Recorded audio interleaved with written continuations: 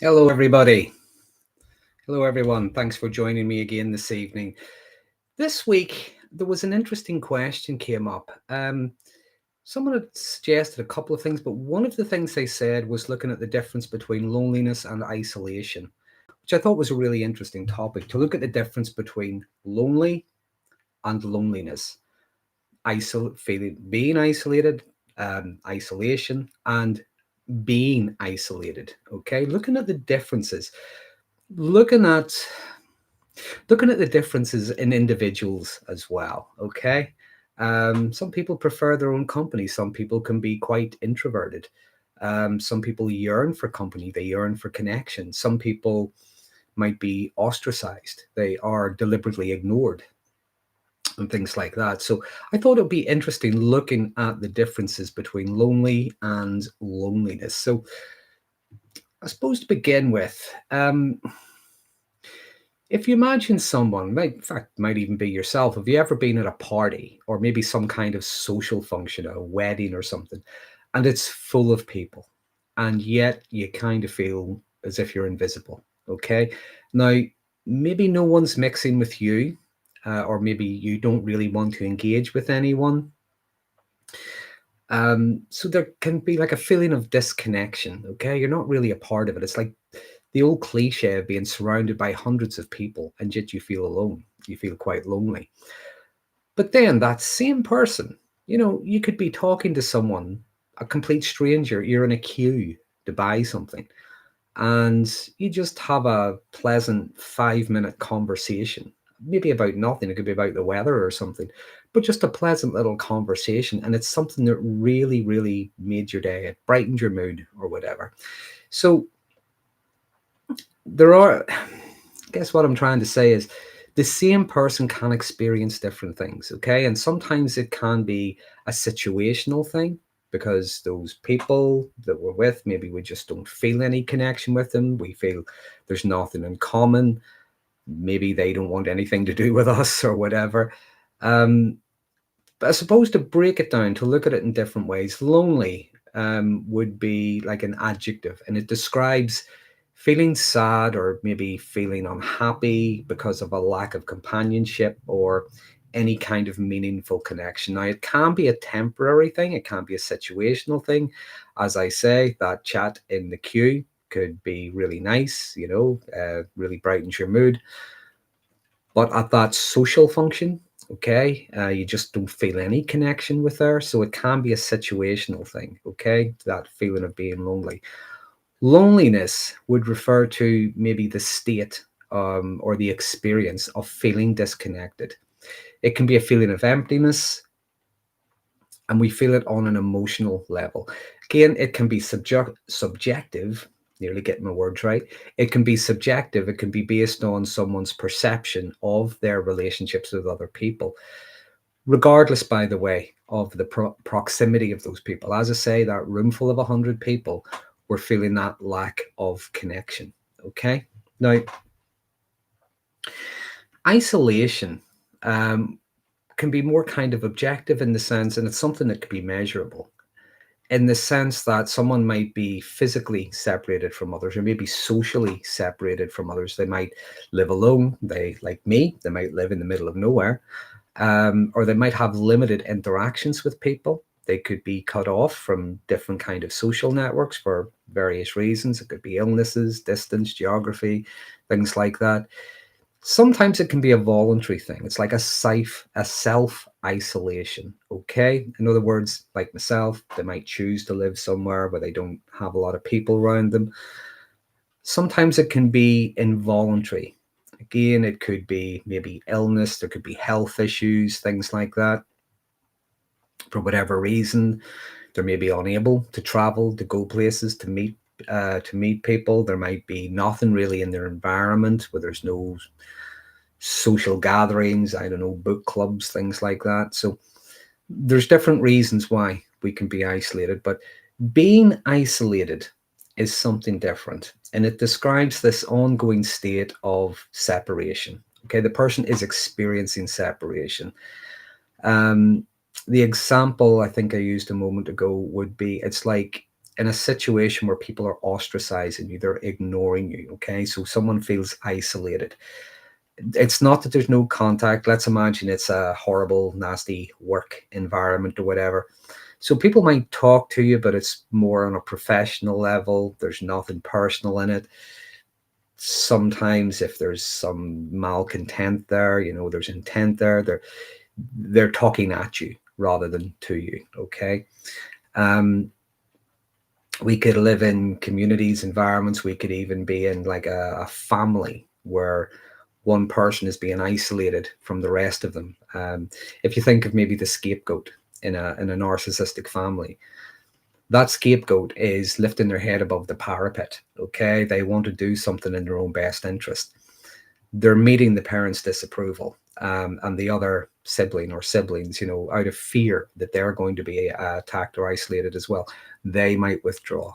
Okay, but one way or another, you could be isolated really just by being ignored. Okay, being ostracized somehow. Pardon me. Time for a quick drink. So, loneliness, as I say, or feeling lonely, can be an internal emotional experience. It's how we feel about our social situation, our social interactions. As I say, we can be surrounded by people, and yet those connections can be superficial, shallow, or non-existent. One way or another, it's an unsatisfying kind of connection. We don't feel any connection with the people there. So if you think of loneliness as like a gap between the connection that you crave, maybe the one that you need, and the one that you're actually getting. Okay. So say you could be surrounded by 1,000 people and you feel like you're the last human being on earth. Okay. Even these days, if you think of the internet and social media, which can be good on some level, we get to connect with people even on the other side of the world. But you could have someone who maybe has thousands of followers or thousands of connections one way or another, and yet they still feel chronically lonely. Whereas you might have someone who could, as I say, be quite introverted. They're content with their neighbor saying good morning to them on their way out the door. They're fine with that. Okay. Now, again, isolation and being isolated is an external, and as I said, it can be a measurable thing. And it's looking at the lack of social contacts, the lack of interactions, the lack of support systems, regardless of how you feel about it. Again, someone might be isolated. They might choose to isolate themselves. They keep to themselves. Their network is quite minimum, only people they feel close to. They don't necessarily feel lonely because they enjoy their solitude. They enjoy the quietness. When I say it can be measured in ways like how many people did you speak to today? Geographically, how close or far are you from the people around you, your social support network? Do they live in the next town, the next city, or whatever?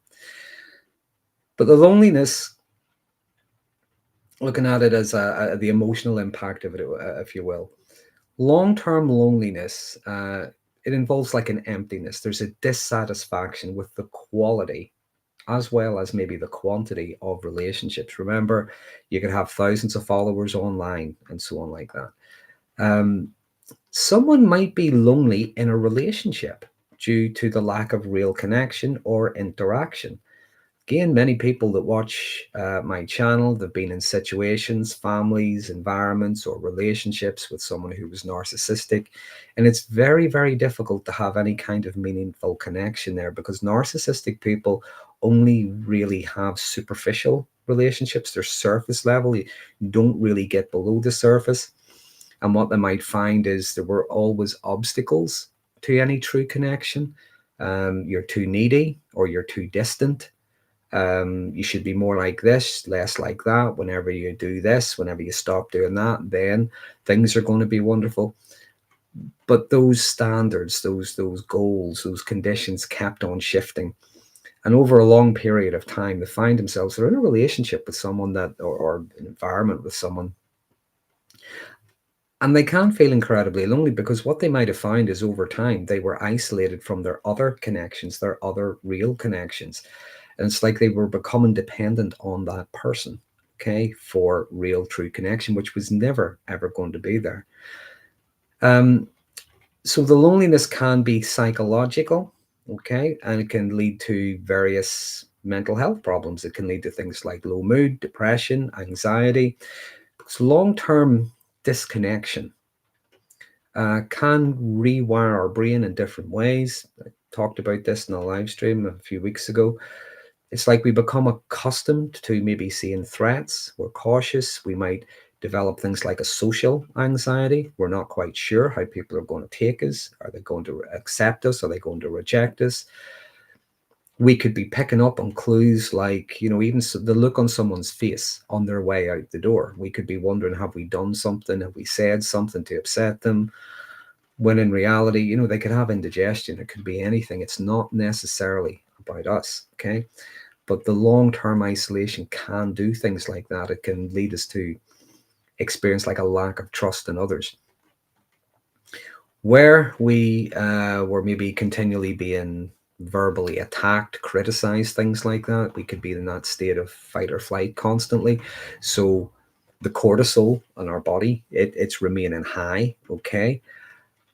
Long term, that's not good for you. It can lead to, I'm not a medical person, but some of the things I've read, that long term cortisol can lead to things like heart disease and things like that.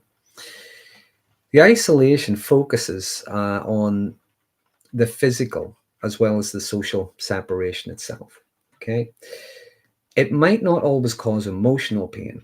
However, even the most introverted of us need some kind of contact, some kind of interaction with other people. Prolonged isolation can contribute, cause, or even exacerbate feelings of loneliness because we all need some kind of interaction with others. Even if it's talking to the person in the shop, even if it's that person in the queue, that 5 minute little chat, whatever it is, even even if it is on something, even if it is on social media, to have a pleasant interaction with someone, even in the chat. But what I've noticed recently is people having conversations in the chat, asking each other questions, giving each other advice, asking each other how they are. People are getting to maybe know each other, recognizing names, things like that. Those little interactions, though they're not quite the same when we're face to face with someone, because one can't pick up on body language, tone of voice, and so on. But even those little interactions can be quite nice. They can be very encouraging. Okay, so we need little things like that. Um, as I said, without them, even the most introverted of us, we can have negative effects on us. It can make it difficult for us to reach out. In other areas of our life, it can lead us to be overly cautious, anxious, which leads into that low mood. I often think that depression and anxiety often go together. Okay. One's feeling helpless, the other's feeling hopeless. Okay. And the lack of meaningful connection with other people can sometimes exacerbate those things. So, having a look at the differences, as I said, between loneliness, being isolated, and just isolation, sometimes it has its positive in the sense that when we spend time alone, we get to recharge. Even the most extroverted person runs out of steam at some point, okay? So a little bit of alone time can be useful. It can be helpful. It can help us to recharge. It can help us to gather our thoughts. It can help us to maybe be creative, to problem solve. It can help us to think about preferred futures, things like that. It can help us to maybe, generally, it helps us to rest. Okay. Um, so there can be a positive side. I often think about looking at things in balance. It's having that balance. It's good to have company. It's good to have meaningful interactions, but we also need our own space. Sometimes there's nothing wrong with a duvet day. Okay. We just don't necessarily want to have a duvet day every single day. It's probably not going to be helpful for us. But a duvet day, I always say, a duvet day usually involves something like lying on the sofa in your pajamas with a bucket of KFC and watching The Empire Strikes Back. Who could want any more? Okay, that is giving too much away. That is how I would generally recharge. Watching old movies that I like, eating something that's probably not good for me, comforting, if you will, resting, recharging, escaping from reality once in a while. As a default setting, that's probably not a good thing because the more we isolate ourselves, the more we withdraw from others, the harder it can be to encourage ourselves to reach out to people, to mix with people. Sometimes we get into the bad habits, and what we find is the more we withdraw, the harder it is to do. So the less connection we're having, the mood starts to lower even further, which gives us less energy to to persuade ourselves, to encourage ourselves to do the things that are good for us. So it's trying to find that kind of balance. The downtime we do have, the time we do have to rest, that alone time, it's maybe how we use it. We can use it constructively. We can work on those little projects we've been avoiding, or we, as I say, we can just rest. We can watch The Empire Strikes Back. Did I mention I like The Empire Strikes Back? So, if you find yourself struggling socially, if you find yourself struggling with loneliness, I will just say, I'm just going to add this, by the way. I'm not trying to scare anybody, but I mentioned this previously on a live stream.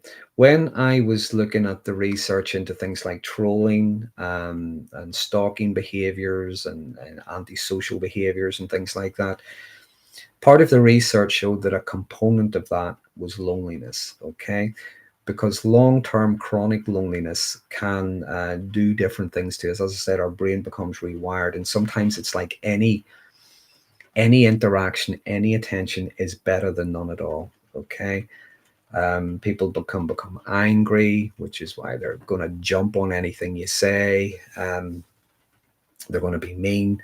They're going to keep on, keep on arguing with you over absolutely nothing, being pedantic, picking up on your grammar and things like that, because to that person, it's any kind of interaction at all. So there is a dark side to loneliness. It can lead to other things as well, which I've mentioned in some of the videos I've talked to, but I don't want to go into depth in here. We're looking at ways to maybe overcome feelings of loneliness. Um, some things to consider is you don't necessarily count the number of people that you know or the number of acquaintances, colleagues, and things like that. They can be good things, but don't be worrying about counting them too much. Look for things like quality, okay? The quality of the connections you have, because you could have a friend, you have known them for years, you went to school with them, but they just drain the life out of you. Pardon me.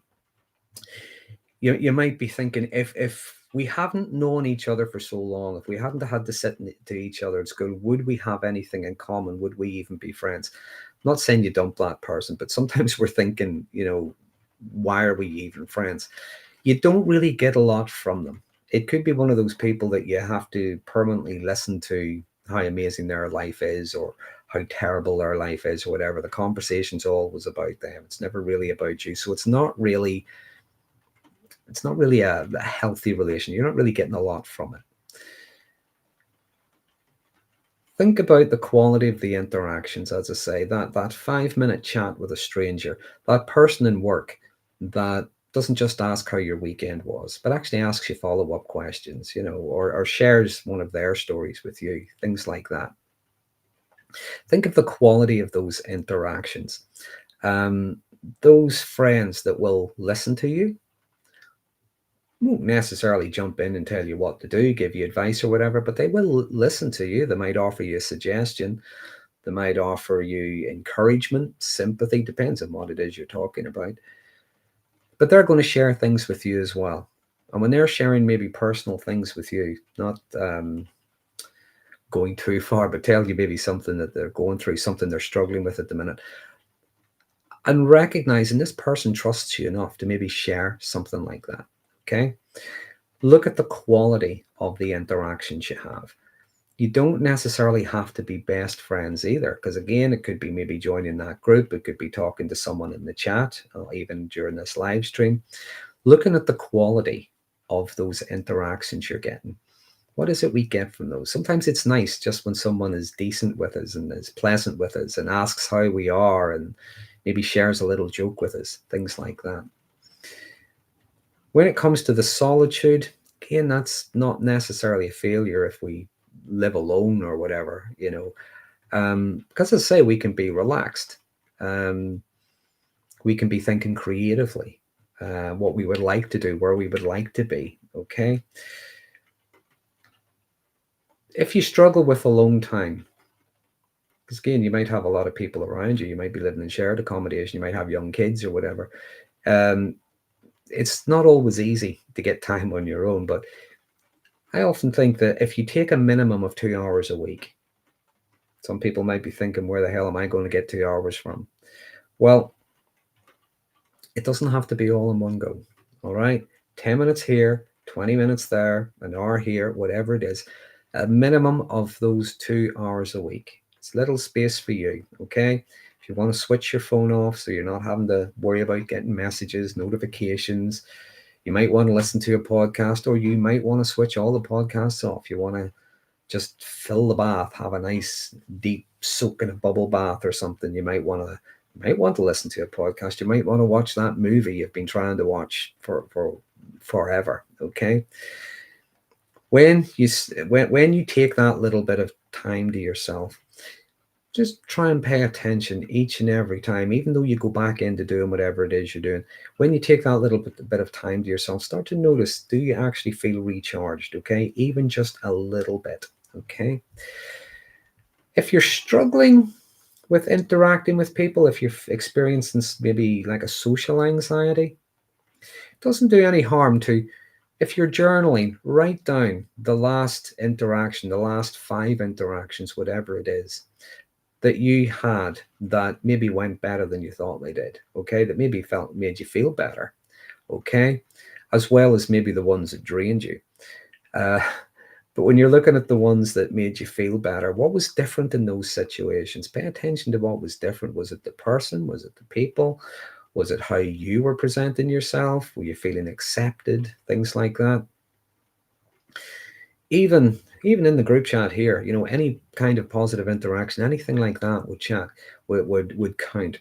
Look at the interactions you've had, the ones that have made you feel better, as well as the ones that have drained you, and pay attention to the ones that made you feel better, because I think it's useful to look at patterns. Patterns can be very helpful. When you start to look at the recurring patterns, it could be that you felt relaxed. It could be that the person wasn't being overly demanding. It seemed they were friendly, they were pleasant, whatever. They weren't asking you for anything. Okay. Maybe the people that were actually giving you energy, giving you a compliment, a bit of praise once in a while. Okay. So even if you're struggling, try to pay attention. Even the person who's serving you your coffee or whatever, um, the person that's serving you in a shop, the person that has stopped to ask you for directions or whatever, pay attention to how they're talking to you. Pay attention to how they're approaching you. Sometimes it's not as difficult as we think. People can be very friendly. There are other people who, as I say, yeah, they are going to drain you. Maybe they're the people you want to avoid. But pay attention to those positive interactions. Okay. So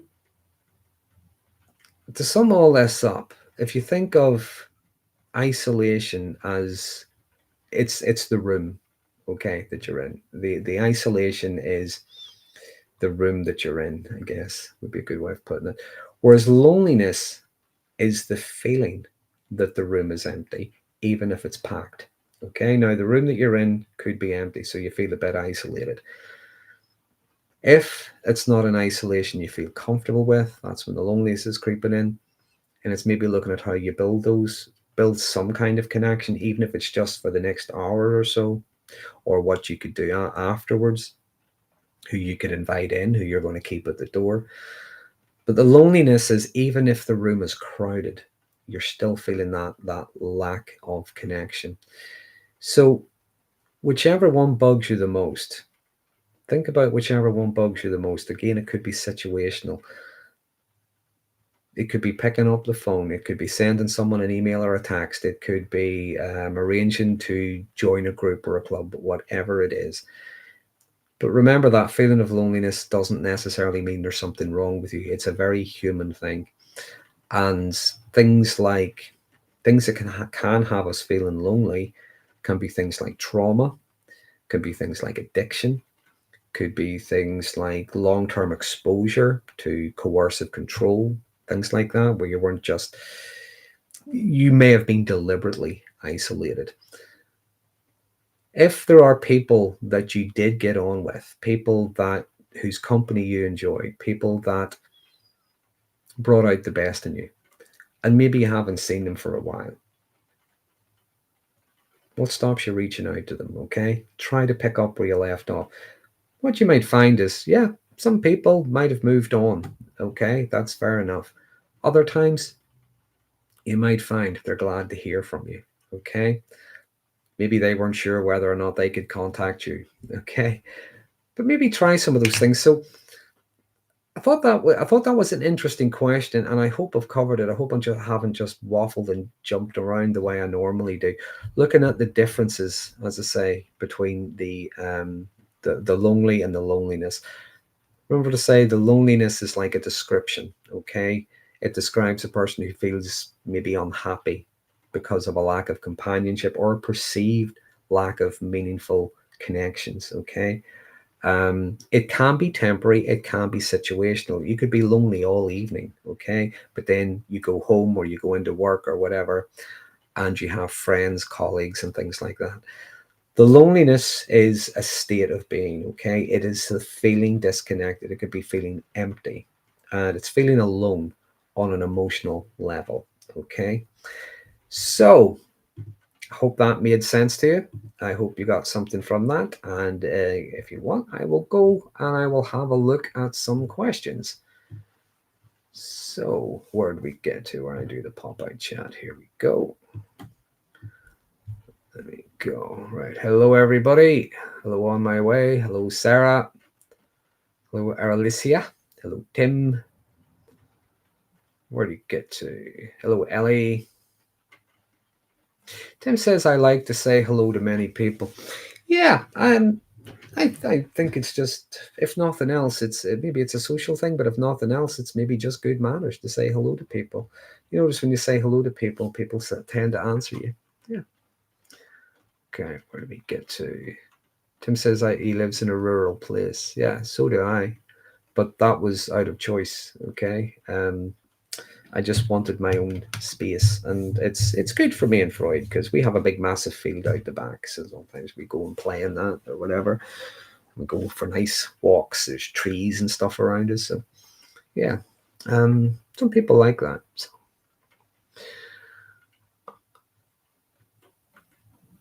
Okay, so Pan Prezes is asking how to say that you're ostracized, like the fact is neglected anyway. Well, if someone, it really depends on the situation, but I'm just going to hazard a guess. If people are deliberately ignoring you, there is intent there. Telling them that's probably not going to make any difference.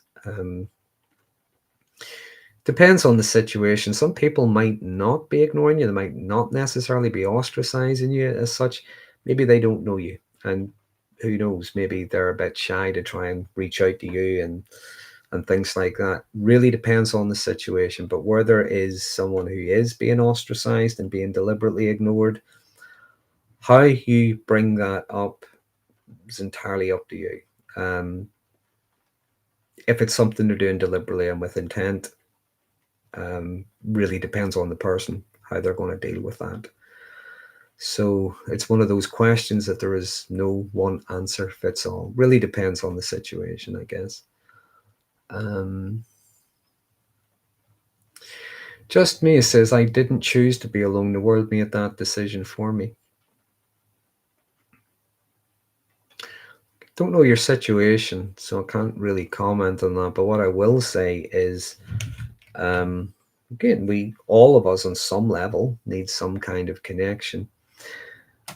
We might not have best friends, we might not necessarily have companionship, but we can have healthy interactions with other people. Dr. Suzanne is saying, I self-isolated this summer for 12 weeks, called it divinely assigned isolation. It was very good for me. Okay. 12 weeks is quite a while, but if you got something from it, Dr. Suzanne, that's good for you. I like to isolate myself once in a while. I'm very easily distracted. If I had people running about me, if I had people calling to the door all the time and the phone constantly going, I'd never get any work done. I'm constantly battling between doing a bit of research, putting a video out, doing some editing, and all the rest. I'm battling between that and watching funny clips from TV shows from 40 or 50 years ago. So, yeah, for me, the isolation would be turning things like the phone off and, you know, battling with my own self-discipline to make sure I stay focused on what I'm doing. Okay. Where do we get to? Hello, Sixth Sense Amelia. Ellie says a good analysis of loneliness. Thank you very much. Just me. One quiet connection is louder than 1,000 cheers. That's a really good way of putting it. That what I said earlier, it's not looking at the number, it's looking at the quality of the connections. Yeah, that's a good way of putting it. One good connection, even a quiet one, one healthy connection is better than knowing a couple of thousand people. Yeah. Where do we get to?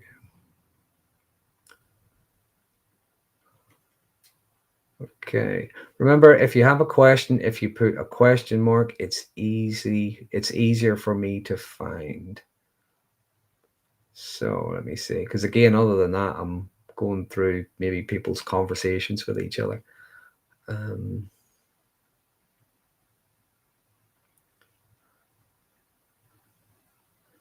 Okay, let's go to social media.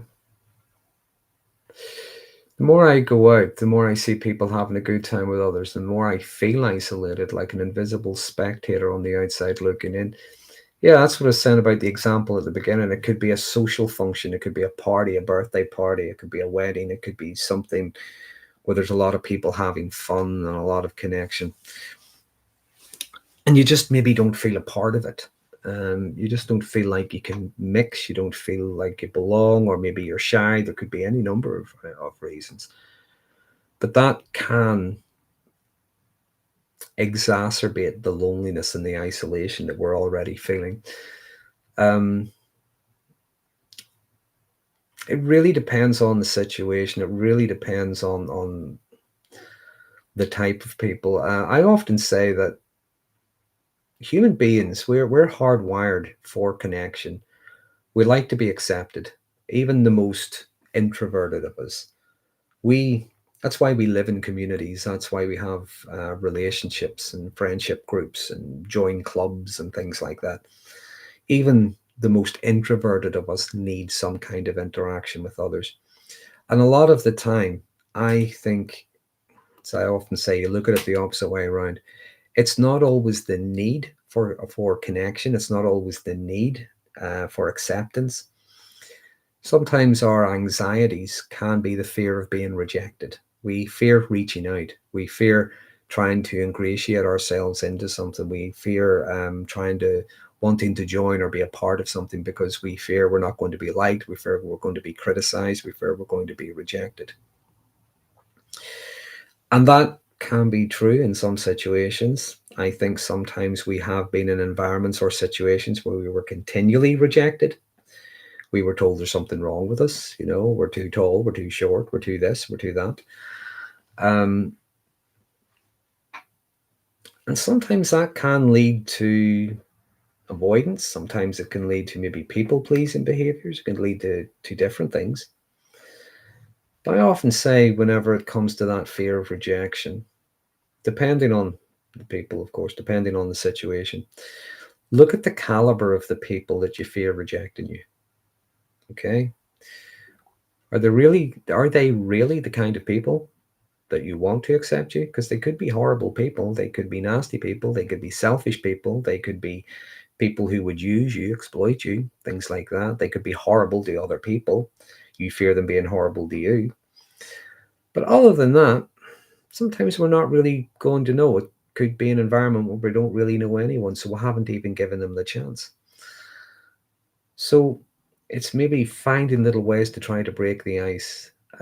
Just a little hello. Someone said earlier on, a hello, things like that. Just finding little ways to try to break the ice, to try to get to know people. We're not trying to be best friends immediately. What we are trying to do is we're trying to form some kind of connection, even if it is just for that evening. It's like I say, that person that you might talk to in the queue while you're waiting for something. That might be a 5-minute chat, a 2-minute chat, whatever. You're not expecting to be best friends. You're just interacting in a very pleasant way. Okay. So where do we get to? Alicia says, yes, quality over quantity. Absolutely. Quality over quantity. Look at the quality of your connections. So I said earlier on, the people that you fear rejecting, you look at the caliber of them. Okay. What would it cost you? What would it cost you, your values and things like that? What would it cost you to be accepted by them? Okay. Are they really the kind of people that you want to accept you? And if they are, by the way, by all means, try and ingratiate yourself. But other than that, oh, just jumped. Let's get back to the beginning. Where are we?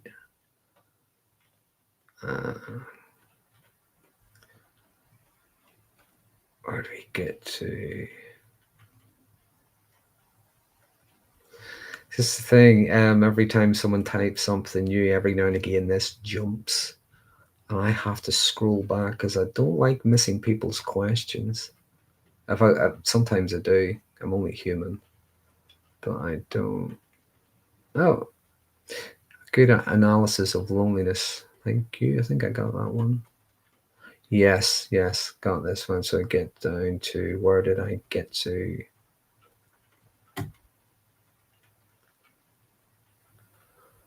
The last one I saw. This is it. I bet. I said this so many times. People watching me, just waffling on and scrolling through the comments, trying to find where I was.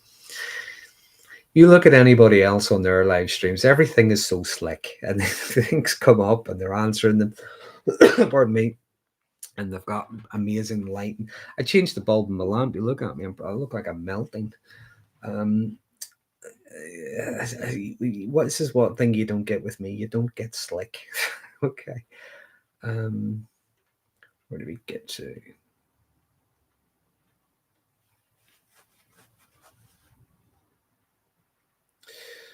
Just me says, even when I try to connect, people look past me like I'm not even real. I don't want attention, just don't want to feel erased. That's a very honest thing to say. What kind of people and who are the people that just look right past you? I mean, only you can answer that. I'm not necessarily asking you to put it in the chat. Think about what I was saying about, yeah, it's okay to write down about the negative interactions that we have, because maybe we need to learn from them as well. But write down about the positive interaction. Those positive interactions don't necessarily have to be from people that you consider to be really important to you. They could be, as I say, it could be the person in the shop who's serving you. It could be the person in the queue beside you. It could be anybody. Okay. It could be that person that says hello to you as they walk past. It could be that person who holds the door open for you. Okay. Just someone who's showing common courtesy, decency, things like that. Pay attention to those positive interactions and start to look at the patterns around them, start to look at the differences.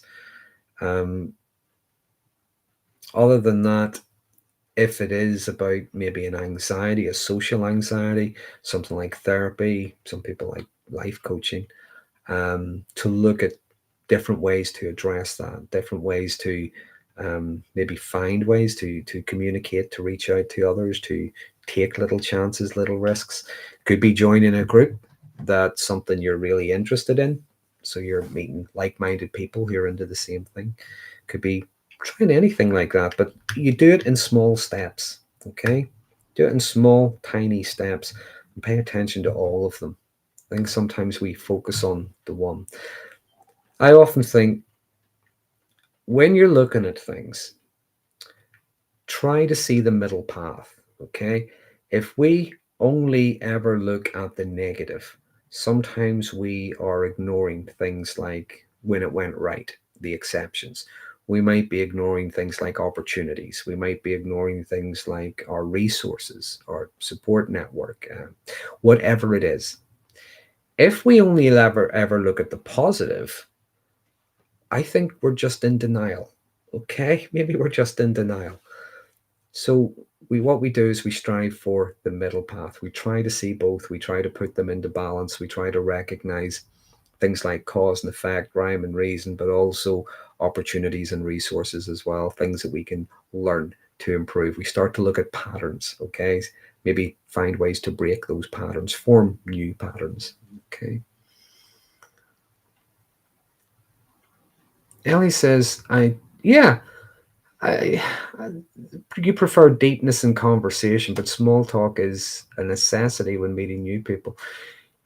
Yeah, I would agree. We do need small talk. We'll talk about the weather. We'll talk about how long it took us to get parked. We'll talk about whatever it is. We'll talk about, it's bloody cold outside. Talk about whatever it is.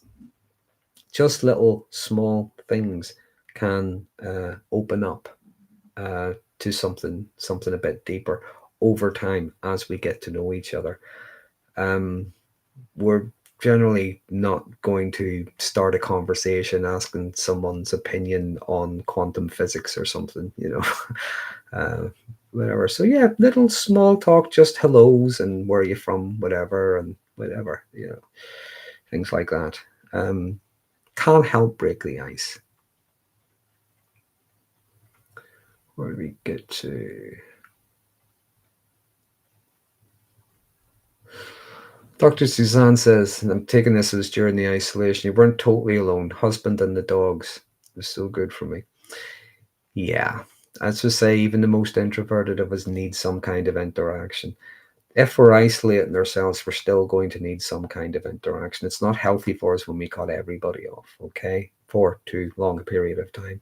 But we do need that space, as I said, to be creative, to recharge, things like that, to catch our breath, okay? Maybe learn a bit more about ourselves, get to know ourselves a bit better. So, yeah. Where do we get to? Oh, just me again says, because of my disability, I've been bullied a lot and ostracized. Think of again, well, then you think of those people, are they the kind of people that you would really want to accept you? We don't always find our people, our friends or whatever in the places we're looking for. But as I say, people with like-minded ideas, thoughts, joys, things like that, the things they're into, book clubs, things like that, sci-fi. And there's a guy I know, he's into, when we were at school together, he used to play the Dungeons and Dragons thing every Thursday after school. He used to go to the Dungeons and Dragons club, but the guy, I mean, same age as me now, he's in his 50s. He doesn't so much play that anymore, but he's still into that whole fantasy realm, and he buys I can't remember the name of it. If he's watching me tonight, he'll probably give me a slap. The models, the models of is it? It's not Warcraft, Warhammer, something like that. He buys those and he paints them, and him and his friends they talk about them, and they display them and all that sort of thing. He has a network of people he wouldn't have known otherwise, who are into that same kind of thing, that whole fantasy realm. So we find people with common interests and things like that. We don't always find them where we're looking for them, unfortunately. Sometimes, again, it takes that little bit of creativity to think about where we could meet people with similar interests and so on. So where did it get to? Pauline says, I live alone, but I never feel lonely. I've only felt like that once in my life when my dad died. I was really sorry to hear that. Yeah, bereavement can reinforce, can bring up feelings of loneliness in us. Yeah, that loss of connection. Yeah, mother had all of us siblings. Sisters had their husbands and children, but I was single. It's the thing about a bereavement. Yeah, it's something that's people talk about bereavement, talk about the different stages that we go through. I don't really like that term, the stages of bereavement, because it sounds very clinical, but it's probably the best term there is, I guess. We will feel things like denial. We will feel things like that huge loss. We will feel things like anger, guilt, depression. We'll go through a lot of things. And I think it's that huge disconnection that we feel. That connection has suddenly been cut. It's suddenly been severed. And I don't know if this is the right way of putting it, but I think I'll give you this from my perspective. I'm not saying that this is the same for everybody. When I lost my mother, I felt that huge disconnection. Okay, there was that huge disconnect. It wasn't a connected I had chosen. It wasn't a connection I wanted to lose, but it happened. And what I found was having to adjust to something I really didn't want to have to adjust to. And that brought up a lot of stuff. Now I still have my dad, okay? Um, he was feeling it as well. He was feeling it differently, but he said something I thought was really insightful, really poignant. He said that he had known my mum longer than he had been alive, or longer than he hadn't known her, if you know what I mean. That was an old way of putting it. He had known her longer than he hadn't known her. They met when he was 17, okay, and he was something like 76 when she died. Um, that was a huge disconnection from him, a huge disconnect from him. Very, very difficult for him. And would, he still talks about her like he misses her. I went through something similar, but it was very, very different. This was someone I'd known my whole life. And just like my dad, having to adjust to something that you really don't want to have to adjust to.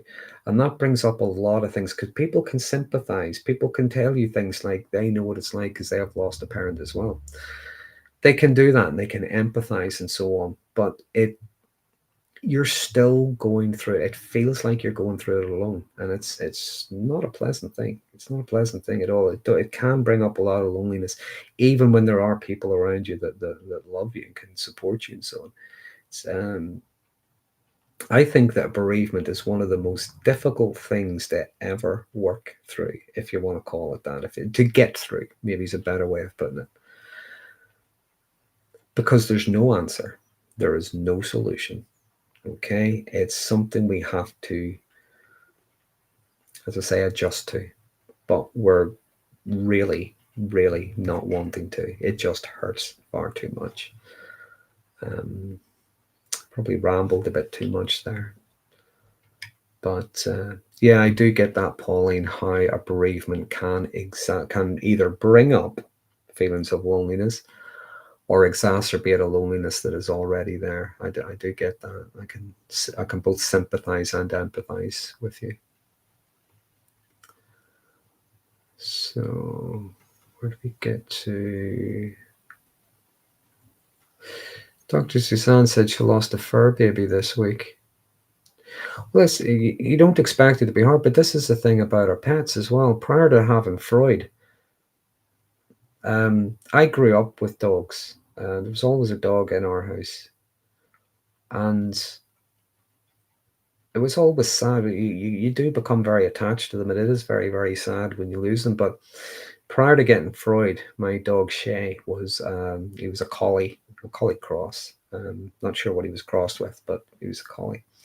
And a more gentle, docile critter you couldn't meet, but he was very loyal and very faithful, and he was quite a big dog. He sometimes, from a distance, he looked like a wolf, but he had these amazing markings on him. Half his face was black. He had this big black eye, and then the other half was white, and then he had little speckles on him. He was an amazing dog, and had him for 14 years. So yeah, you do grieve your pets as well. Yeah, everybody's getting me thinking now. I'm wandering here, wandering in my head. So let's go. Let's go back. Let me see. Reb says, I felt more lonely sitting in a room with my ex. Not sure the nature of the relationship, not sure what was going on with the ex, but it was what I said earlier on, that sometimes, yes, we can yearn for depth in our connection, quality to our connection.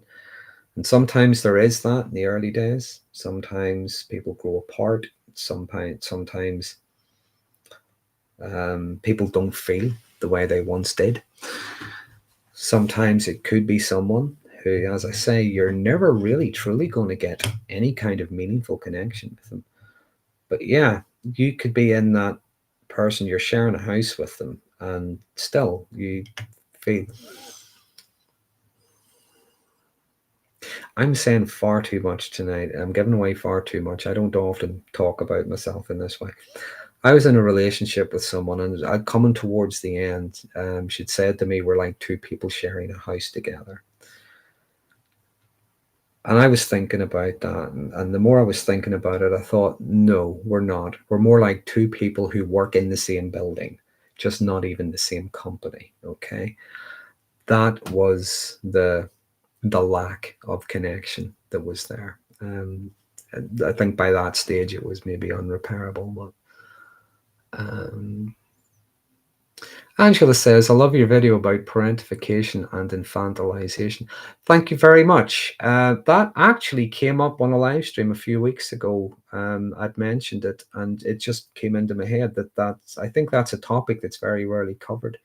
I thought it would be interesting to cover, so I'm glad you liked it.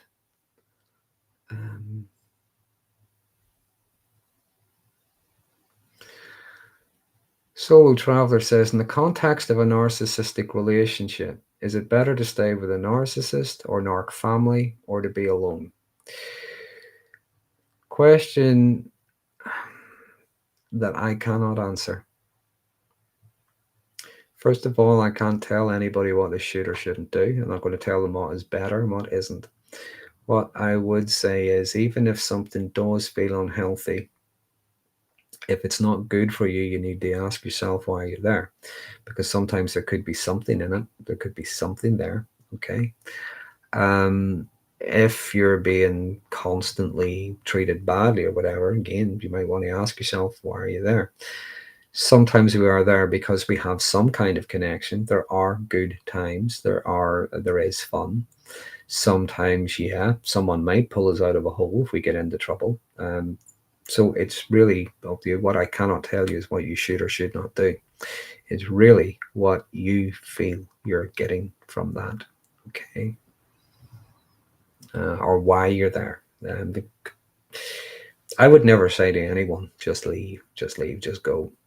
Unless, of course, there's something really scary going on. Someone's running around with hatchets and axes and things like that. In another case, yeah, get yourself to safety, get out of there quick. Other than that, I can't advise anyone to stay or leave.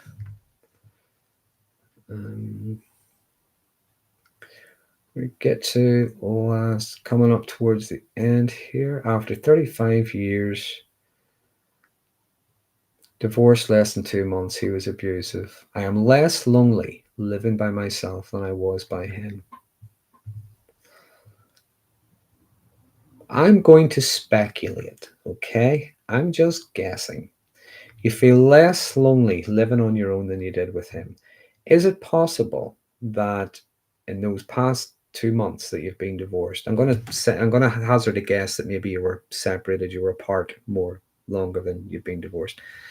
In that time, Have you been getting to know yourself a bit better?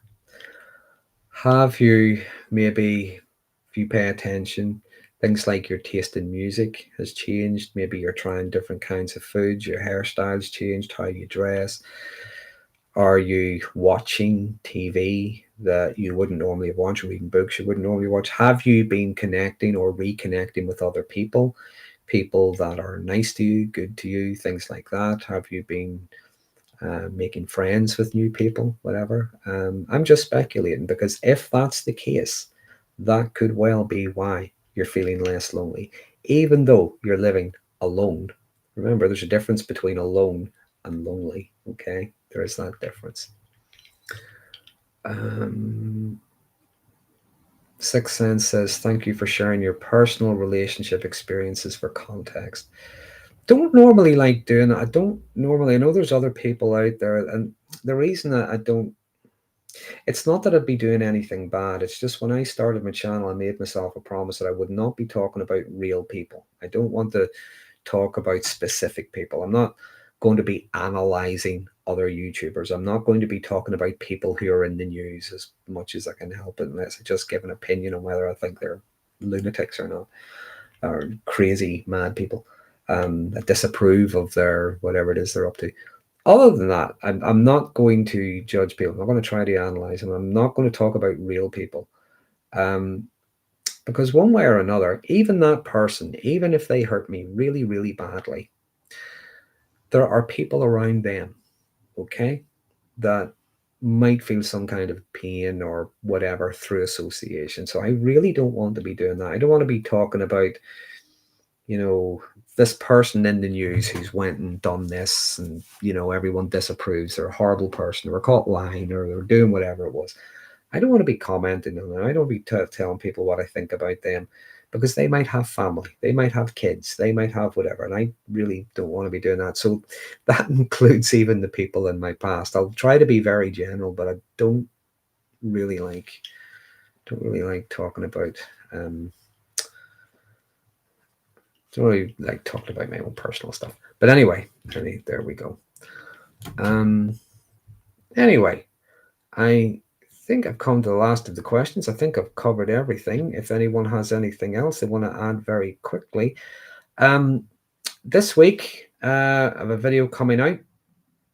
I'm going to be looking at, a few weeks ago, I was talking on a live stream about rewiring, or how the brain becomes rewired. I thought I would use that same concept to talk about how long-term conditioning in families, in workplaces, in cult-like movements, um, in abusive relationships, how our brain gets rewired, how it's done a little piece at a time.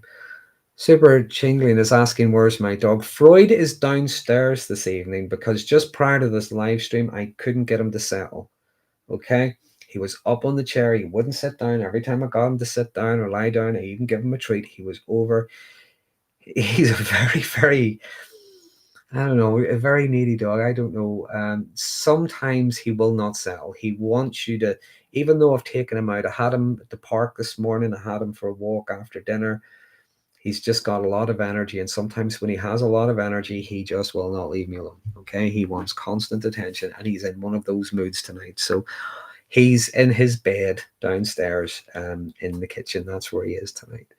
What was getting to? Yeah, talking about the rewiring, talking about what happens to us chemically in the brain, about being flooded with cortisol and things like that, which I mentioned earlier on. And looking at the swing, how we get conditioned, where there are maybe little crumbs of affection, there's treats, there's nice things, there's pleasantness and so on, that gives us a bit of a dopamine hit. But that dopamine hit is very quickly swamped by things like the cortisol as we go back into a low when we're being criticized and so on. And we get conditioned like that over a long period of time, which is why when people come out of situations like that, out of environments and relationships like that, that's one of the reasons why it stays with them for such a long time. It's because of the chemical stuff that's still going on with them. So that's going to be coming out this week. As always, I'm going to be, What I've started doing, as you've probably noticed, I'm starting to chop up these live streams into bite-sized chunks that maybe take the core of the information without my waffling on, put them out as well. So if you want the information, you don't have to watch the whole damn thing again. You should get everything that you wanted in the bite-sized chunks. So that would be me. Oh, one last thing. Shirley says, I learned this yesterday. Loneliness isn't just in your head, it's real, it's embodied pain that the brain interprets, much like a physical wound. Absolutely. Yeah, it does. It can have, as I mentioned earlier on, it can have such an impact on us. And the longer we experience it, sometimes the more difficult it can be for us to interact with others. It's finding ways to break that cycle, but as always, we try to break it in little, small, easy steps, little, small, easy ways. Okay. So, everybody, thanks again for joining me. I hope you found something interesting, something useful this evening.